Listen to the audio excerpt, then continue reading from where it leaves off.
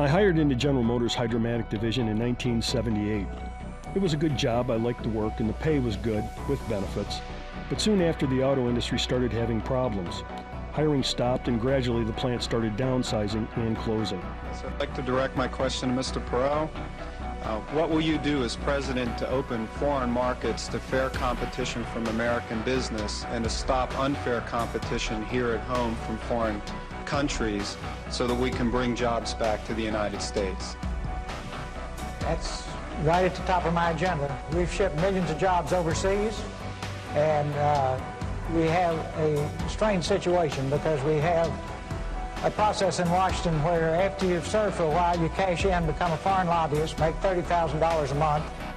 We have got to stop sending jobs overseas. To those of you in the audience who are business people, pretty simple. If you're paying $12, $13, $14 an hour for factory workers, and you can move your factory south of the border, pay $1 an hour for labor, hire a young 25, let's assume you've been in business for a long time, you've got a mature workforce. Pay $1 an hour for your labor, have no health care, that's the most expensive single element making a car, have no environmental controls, no pollution controls, and no retirement, and you don't care about anything but making money, there will be a giant sucking sound going south.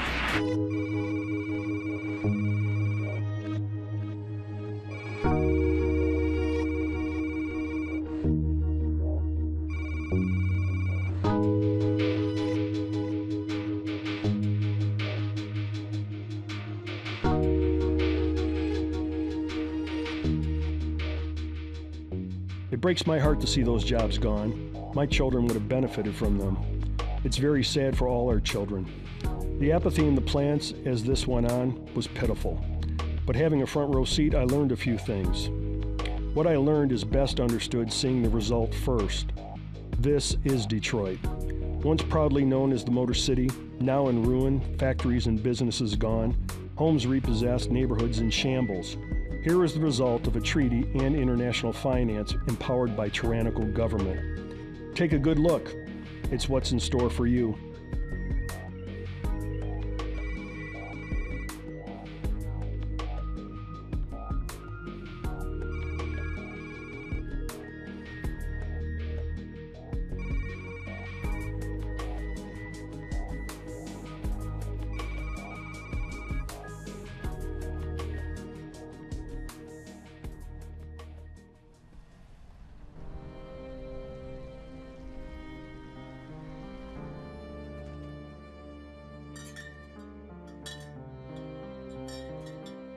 Something is wrong with our country when those who seek truth and justice are seen as a threat. Why is the government so concerned about us? When did our ideas become dangerous? Who allowed our good jobs to be lost to slave labor and no environmental laws in foreign lands? And who brought us into illegal foreign wars with people who posed America no threat? No patriotic American would act so irresponsibly or stand by as their country went down this dishonorable path. Well, the crazies are still on the rise. A study by the Southern Poverty Law Center finds that the number of anti-government patriot groups has exploded over the last 4 years. According to the study, these groups typically believe that the federal government is conspiring to take Americans' guns away from them and destroy their liberties as it paves the way for a global one-world government. Well, these are groups like the Constitution Party, We Are Change, Tyranny Response Team, and Americans for a Free Republic. What kind of person would work in opposition to the rights of all Americans? Who would respect a platform spouting this type of discourse? And these anti-government patriot groups have skyrocketed in number during President Obama's time in office. There were only 149 groups back in 2008. In 2012, there are more than 1,300, and that's an increase of over 800%. Look at the chart there. Yesterday, the Southern Poverty Law Center sent a letter to Homeland Security Secretary Janet Napolitano and Attorney General Eric Holder warning that the gun control debate may lead to even more such groups being found. Sidestepping Dimitra. Rink wide, Brad Stewart in deep, throwing it towards the net. Back in front of the side. If I could go back and see what our founding fathers saw, that they were willing to take on the British Empire, their own government, was it taxation without representation, funding standing armies, restricting manufacturing? What type of men were they? How would they see us here now? It was the year 1775. eve of the American Revolutionary War, before the Declaration of Independence was signed and our constitutional republic was born. It was a time of great turmoil and strife, when we were about to stand against an impossible enemy. Despite all odds, in the end we were victorious, and the prize was freedom. Personal liberty would spark the growth of wealth that has never been seen the world over. On a new continent with true opportunity for an independent man to live, God willing, following his own natural instincts. And for a time, it was good.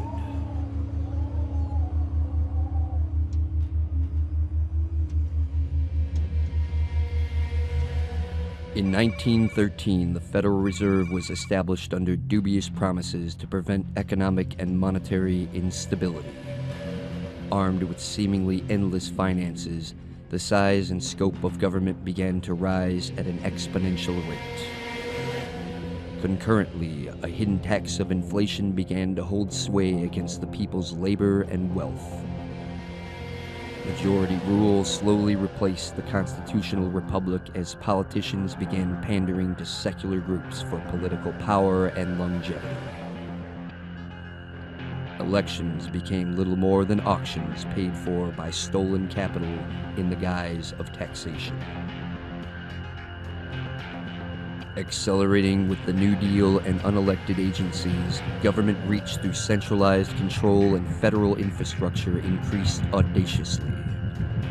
Recent examples include the Patriot Act, drug and gun control, as well as the NDAA, bringing government into a new expanse where it now threatens the very liberties it was established to protect. As most recognized that something was wrong, far fewer were able to define exactly what it was. Sensible common law became a myriad of prohibitions, regulations, restrictions, and subsidizations that no one could ever comprehend honestly enough to comply with. An Orwellian control grid coalesced over the masses, turning seemingly harmless actions into heinous crimes with stiff penalties, leaving a paranoid public in fear of an ever more predatory state. While the looting began to reach its limits, a new scheme was contrived by some to keep the citizenry in the lap of luxury. Targeting the wealth and resources abroad under the pretext of spreading democracy, war became the health of the state. As the campaigns of plunder became more numerous, the propaganda to support them steadily increased. Returning veterans who had once believed that they were fighting in defense of our freedoms now found themselves alienated from a misinformed public, mesmerized by the bread and circus of mainstream media. The cognitive dissonance of their horrific experiences led to suicide being the leading cause of death for those in the service.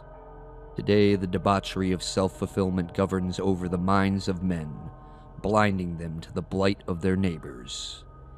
If all evil needs to thrive is for good men to do nothing, then the state of modern entertainment can be considered a foregone conclusion. Unaware of international affairs and ignorant of their accord and relationship with one's own personal disposition, the populace degenerates, seeking progressively more self-gratification, concealing this ever-increasing foreboding sense of apprehension and dread.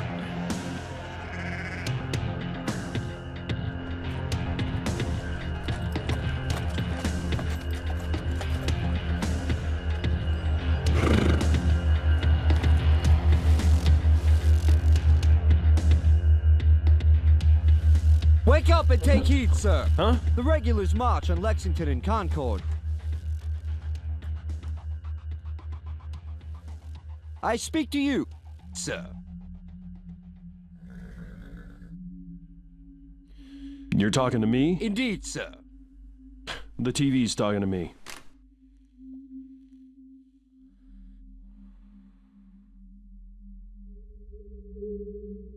What is your name and station?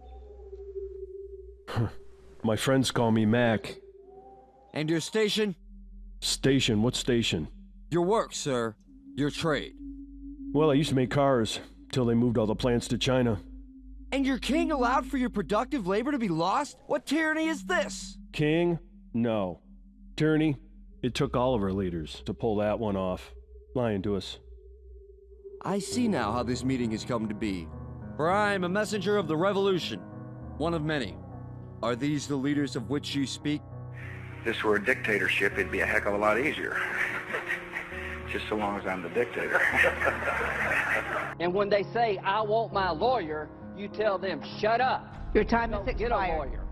You're an enemy combatant. But we have to pass the bill so that you can find out what is in it away from the fog of the controversy. I am not a dictator, a dictator. Yeah, that's some of them. State government, local governments, and the union, they all had something to do with it, though. They all played dirty. What were you saying about some march? British regulars out of Boston. They march on Lexington to arrest Adams and Hancock, and then on to Concord for our powder stores. Powder stores? What's a powder store? They seek to disarm us. Yeah, they're trying to pull that one off here, to keep us safe. And if you're not safe from tyranny armed, how will you fare when you are disarmed? Everything's going down the drain. There's just too much to deal with. You know, what can I do? Righteous indignation is a start. Careful of your apathy, for your lurking doom threatens to take all you hold dear and leave you only regret. Listen, I just want to mind my own business and live in peace. You know? Peace? You, sir, as well as I, are already at war. Listen, rats that ought to scurry to the darkness now boast the daylight. Rats, or snakes, they're pretty sneaky. And yet you sit before this box, hours each day, witness to their lies, and you refrain to act? I don't watch that. I just watch sports. Entertainment, whatever. Men in uniform playing a child's game entertains you? Nah, I watch football or hockey or the fights. Your heroes pretend to war, as your war pretends to heroes. I don't know if I like that. If that causes dismay, perhaps the notion that this box is your god will bring some repudiation? Hey, wait a minute. You know, maybe I don't go to church, but, you know, watching TV is just something to do. Something to do.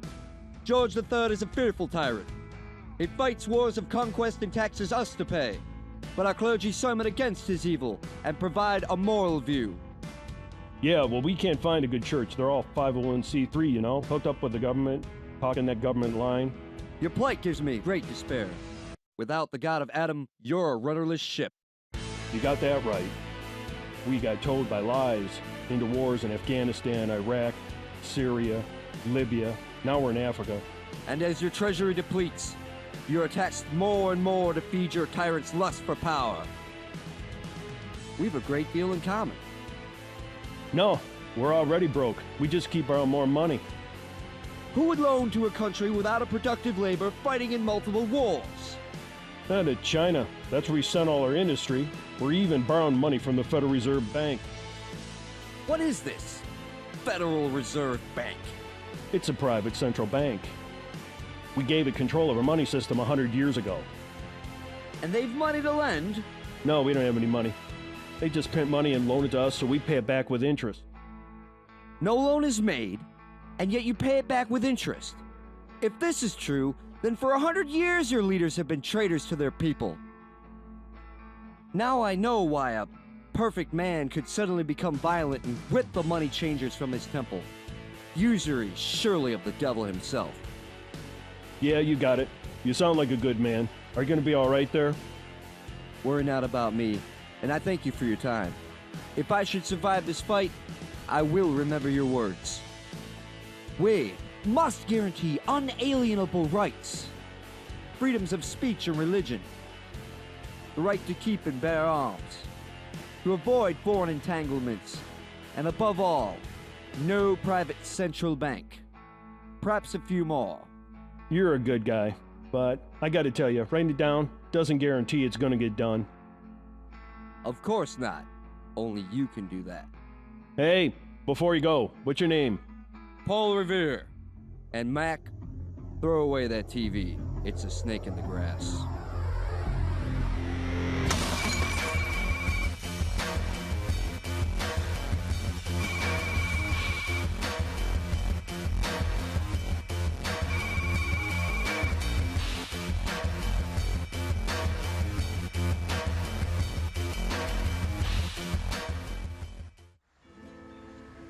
When the treason of a few senators passed the Federal Reserve Act during Christmas break 1913, the funding for an imperial America was born. Looting of resources, consolidation of power, and military intrigue were the fruits of this betrayal. Now, 100 years later, America, as the founders imagined it, is gone. One last step in the globalist plan is to disarm us, all that remains for total domination. A once free people accepting slavery, victimhood, is not in my plans. The Second Amendment doesn't guarantee the right to have and bear arms. It's a birthright of all free people under our Creator. The Second Amendment guarantees the federal government has no say in the matter.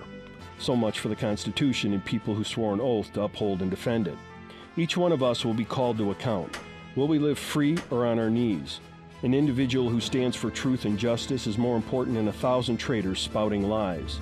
It was just 5% of colonial Americans that changed the world. Today, we face many of the same problems as our founders. Will we prevail as they did, or will the world lose the best example of man in a free society, the Constitutional Republic of American Free States? We all pray for a peaceful resolution to the government's usurpation of power. And it is possible. For our children, for mankind, for the love of our Creator, grant us the strength. God bless America.